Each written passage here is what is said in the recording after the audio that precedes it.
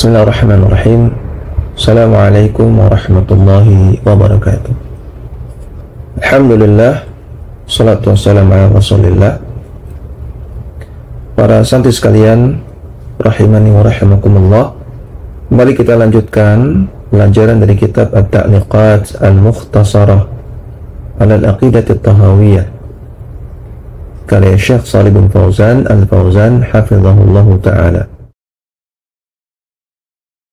Silakan dibuka halaman 191.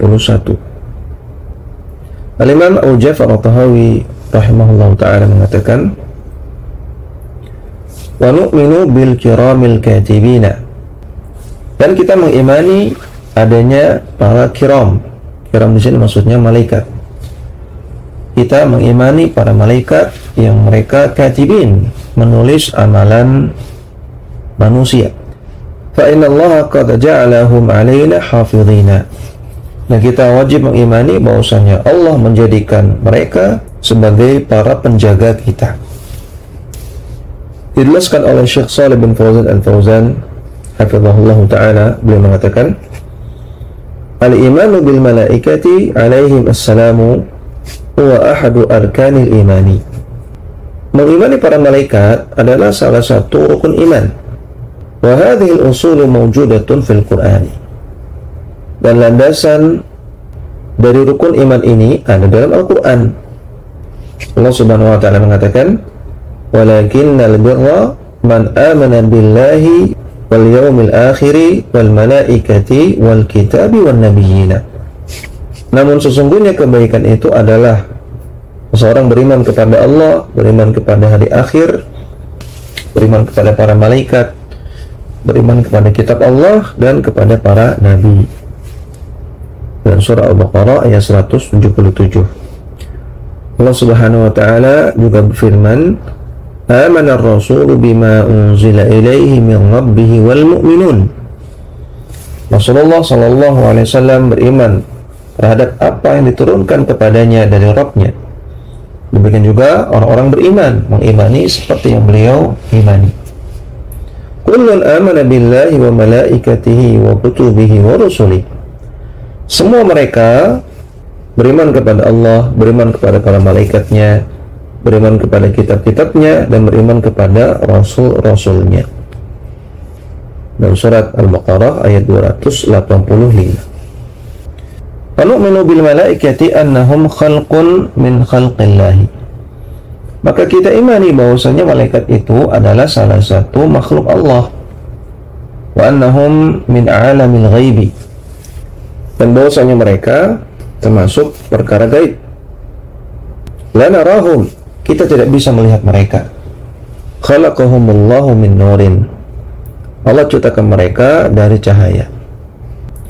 Dilihat catatan kaki nomor 1. Kan Aisyah radhiyallahu taala anha qalat, dalam hadis dari Aisyah radhiyallahu taala anha, bahwasanya beliau mengatakan, wala Rasulullah sallallahu alaihi wasallam, Rasulullah sallallahu alaihi wasallam sabda, khuliqatil malaikatu min nurin. Malaikat diciptakan dari cahaya. Wa khuliqal jannu min marijin min narin. Dan jin diciptakan dari api yang menyala-nyala. Wa khuliqa Adamu mimma wusifa lakum. Dan Nabi Adam diciptakan dari apa yang telah disifati kepada kalian, itu dari tanah. Hadis sahih riwayat Muslim. Makanya dalil yang menunjukkan bahwasanya malaikat itu diciptakan dari cahaya. Wa wakkala ilaihim umuran, dan Allah Subhanahu wa ta'ala juga menugaskan tugas-tugas kepada para malaikat.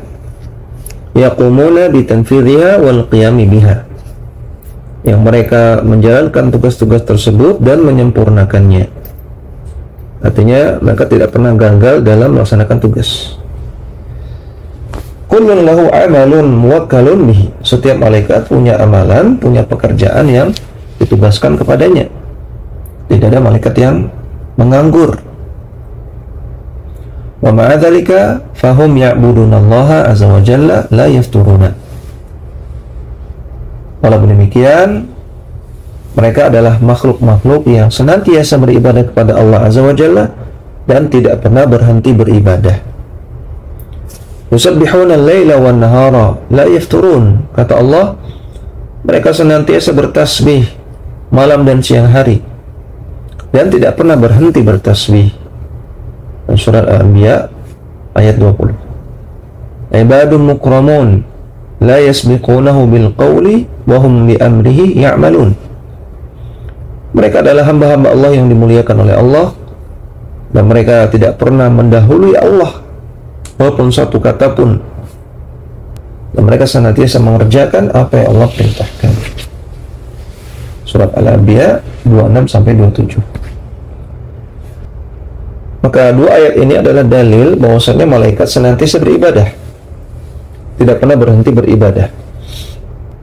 Bagaimana mungkin ada makhluk yang dia menjalankan tugas Allah tapi sambil beribadah dan tidak pernah berhenti beribadah? Maka kita katakan wallahu a'lam, Allah Maha Kuasa untuk menciptakan makhluk yang demikian, yang mereka beramal tapi juga terus beribadah kepada Allah, bertasbih, berzikir kepada Allah. Adapun kaifiahnya bagaimana, kita tidak tahu. Demikian juga ayat di atas adalah dalil bahwasanya malaikat semuanya patuh kepada Allah, taat kepada Allah, tidak ada yang membangkang.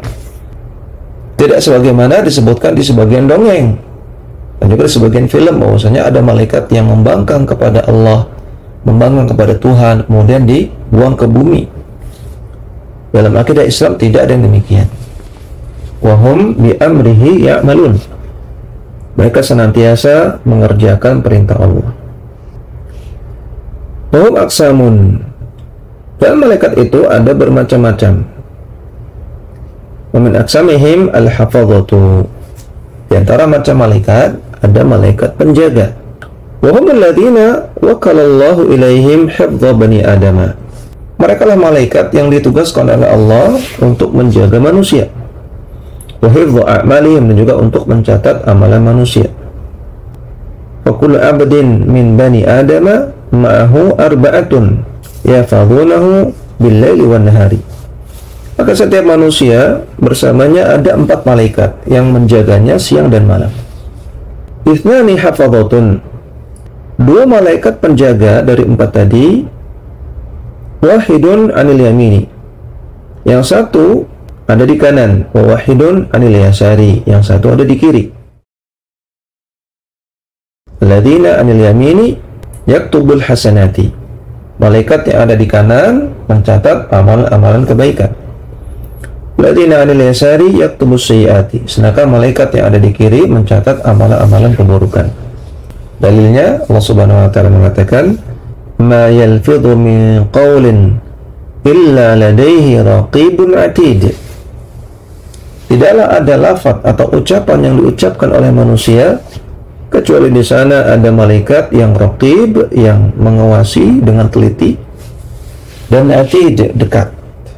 Surat Qaf ayat 18. Namun perhatikan di sini, raqibun atid ini bukan nama malaikatnya, tapi ini adalah sifat dari 2 malaikat pencatat amalan tersebut.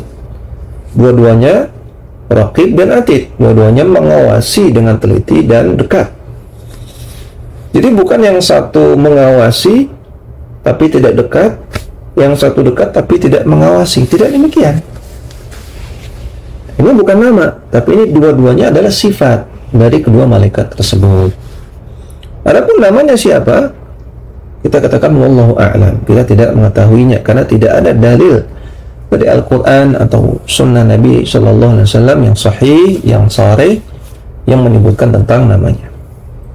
Wa malakani akharani, dan 2 malaikat sisanya, wahidun amamahu wa wahidun khalfahu, yang satu ada di depannya dan yang satu ada di belakangnya.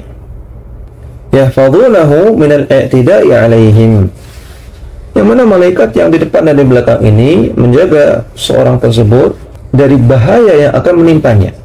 Jadi 4 malaikat, 2 di kanan dan kiri, tugasnya mencatat amalan. Sisanya 2 di depan dan di belakang, tugasnya menjaga dari bahaya. Madamallahu qad kataba lahu al-baqa'a, selama Allah menetapkan bagi dia keselamatan. Allah Subhanahu wa taala berfirman, lahu mu'aqibatun min baini yadayhi wa min khalfihi. Manusia memiliki mu'aqibat, maksudnya malaikat yang ada di depannya dan ada di belakangnya. Ada yang depan, ada yang di belakang. Yahfazunahu min amrillah. Yang mana tugas mereka adalah menjaga manusia tersebut sesuai dengan perintah Allah. Dalam surat Ar-Ra'd ayat yang ke-11. Maka mereka menjaga manusia sesuai dengan perintah. Ketika Allah inginkan manusia tersebut selamat dari bahaya, maka dua malaikat ini akan menyelamatkan dia dari bahaya. Apakah dari bencana alam, dari kecelakaan, dari penyakit, dan semisalnya. Namun ketika Allah menginginkan agar orang tersebut terkena bahaya, maka malaikat tersebut pun tidak akan menjaganya. Jadi malaikat hanya menjalankan perintah saja, sehingga tidak boleh meminta keselamatan kepada malaikat, tidak boleh minta keselamatan kepada Allah Subhanahu wa taala. Fal malaikatu yadfa'una anhu al-akhtara. Maka para malaikat tersebut menjaga orang tadi dari bahaya-bahaya. Idza tammal ajalu takhlu anhu. Ketika sudah selesai ajalnya, sudah sampai datangnya dia diwafatkan oleh Allah, maka malaikat tersebut akan pergi darinya. Wa asabahu ma kataballahu lahu, sehingga apa yang telah Allah tetapkan bagi dia, itu kematian, pun akan sampai kepadanya. Wa nahnu nu'minu bihadza, kita wajib imani ini. Wa idza amana bidzalika fa innana nastahi minal malaikatil kirami. Kalau kita mengimani adanya malaikat tersebut, adanya 4 malaikat tadi, maka kita akan malu terhadap para malaikat tersebut. Wala na'malu a'malan sayyi'atan, sehingga kita tidak akan melakukan amalan-amalan buruk. Wala natakallamu bi alfadhin batilatin, dan kita tidak akan mengucapkan ucapan-ucapan yang batil. Karena ternyata ada 4 malaikat yang mengetahui amalan-amalan kita. Li'annaha tusajjilu alaina, dan karena malaikat-malaikat tersebut mencatat amalan kita. Kemudian Al-Imam Abu Ja'far At-Tahawi rahimahullah, beliau mengatakan, wa nu'minu bi malakil mauti, dan juga kita mengimani adanya malaikat maut, al-muwakkali bi qabdi arwahil alamina, yang dia ditugaskan untuk mencabut nyawa dari seluruh alam semesta, artinya dari seluruh makhluk yang bernyawa. Malaikat maut tidak hanya mencabut nyawa manusia, namun juga mencabut nyawa hewan, dan juga mencabut nyawa jin, intinya semua yang bernyawa. Syekh Shalih Al-Fauzan beliau menjelaskan, qala subhanahu, Allah Subhanahu wa taala berfirman, wa huwal qahiru fawqa ibadihi, dialah Allah yang maha kuasa di atas seluruh hambanya. Wa yursilu alaikum hafazatan, dan dialah Allah yang mengutus kepada kalian penjaga. Hatta idza jaa ahadakumul mautu tawaffathu rusuluna, sampai ketika kematian datang kepada kalian, maka utusan-utusan kami akan mewafatkannya. Surat Al-An'am ayat 61. Rusuluna yakni minal malaikati. Utusan di sini maksudnya utusan dari malaikat, maksudnya malaikat maut. Ar-rusulu qad yakununa minal malaikati wa qad yakununa minal bashari. Maka ada utusan-utusan Allah dari kalangan malaikat, ada rasul-rasul dari kalangan malaikat, dan juga ada utusan-utusan rasul-rasul dari kalangan manusia. Sebagaimana Allah Ta'ala katakan, Allah yastafi minal malaikati rusulan wa minan nas. Dialah Allah yang telah memilih utusan-utusan dari kalangan malaikat, dan juga memilih utusan-utusan dari kalangan manusia. Surat Al-Hajj ayat 75. Allah Ta'ala katakan, tawaffathu rusuluna wa hum la yufarritun. Utusan-utusan kami lah yang telah mewafatkan manusia, dan mereka tidak pernah gagal, mereka tidak pernah lalai dalam menjalankan tugas tersebut. Artinya tidak ada yang bisa lolos dari kematian. Surat Al-An'am ayat 61. Allah Ta'ala katakan, walau tara idh yatawaffal ladzina kafarul malaikatu. Andaikan engkau melihat bagaimana para malaikat mewafatkan orang-orang yang kafir. Yadribuna wujuhahum wa adbarahum. Mereka memukul wajah-wajah orang-orang kafir tersebut dan juga memukul punggung-punggung mereka. Dalam surat Al-Anfal ayat 50. Ini di antara bentuk hukuman yang diterima oleh orang kafir di alam kubur, yaitu dipukul wajah dan punggung mereka. Na'udzubillah. Wa qala fi ayatin ukhra, dan itu disebutkan dalam ayat yang lain, yatawaffakum malakul maut. Yang mewafatkan kalian adalah malaikat maut. Dalam surat As-Sajdah ayat yang ke-11. Perhatikan dalam ayat ini, di sini disebutkan nama malaikat pencabut nyawa, yaitu malakul maut atau malaikat maut. Itulah nama malaikat pencabut nyawa. Dan sebagian ulama, di antaranya Al-Imam Ibnu Qayyim, memang menyebutkan bahwasanya nama malaikat pencabut nyawa adalah Israel. Namun wallahu a'lam, nama Israel ini tidak terdapat dalilnya dari Al-Quran maupun hadis yang sahih, namun hanya ada di sebagian Israiliyat, itu kabar-kabar dari orang-orang Bani Israel. Dan kabar-kabar dari Bani Israel tidak boleh kita benarkan, walaupun juga tidak boleh kita dustakan. Sedangkan pembahasan masalah malaikat adalah pembahasan ilmu gaib. Dan ilmu gaib, ketika kita membahasnya, wajib di atas dalil, wajib dengan dalil. Oleh karena itu, maka nama malaikat maut tidak boleh kita yakini namanya Israel, karena tidak ada dalil yang sahih. Yang tepat adalah namanya malaikat maut atau malakul maut. Fi ba'dil ayati usnidal mautu ilal malaikati. Di sebagian ayat, kematian itu disandarkan kepada banyak malaikat. Contohnya tadi dalam surat Al-An'am ayat 61. Tawafat rusuluna wa hum la yufarritun.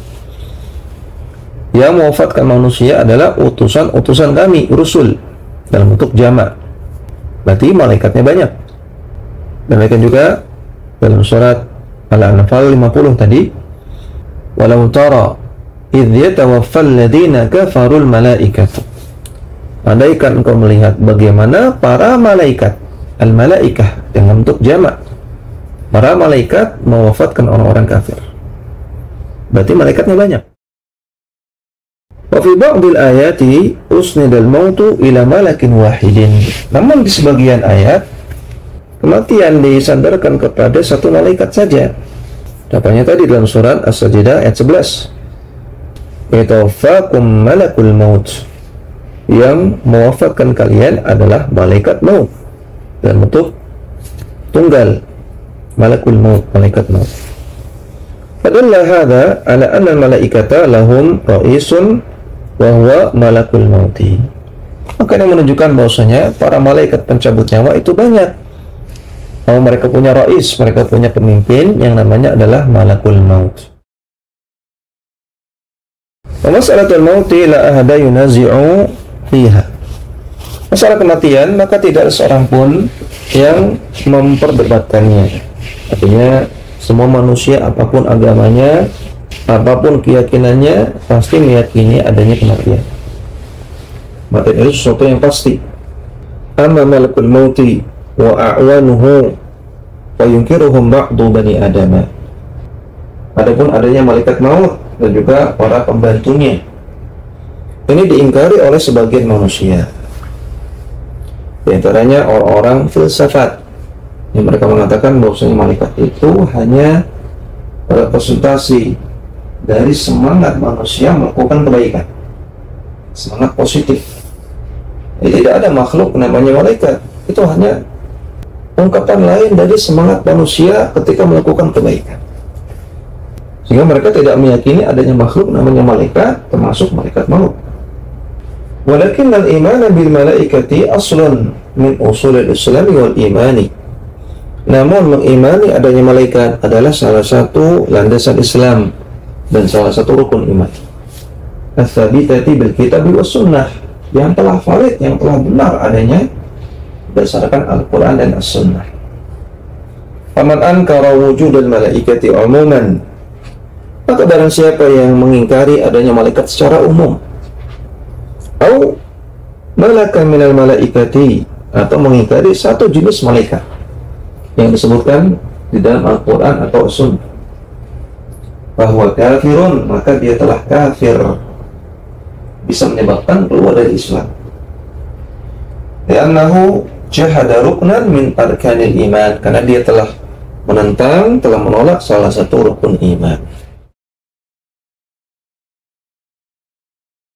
Mudah-mudahan apa yang kita baca bermanfaat dan bisa kita renungkan banyak sekali faedah agar bisa kita amalkan dalam kehidupan sehari-hari. Wassallallahu ala nabiyyina Muhammadin wa ala alihi wa sahbihi wasallam.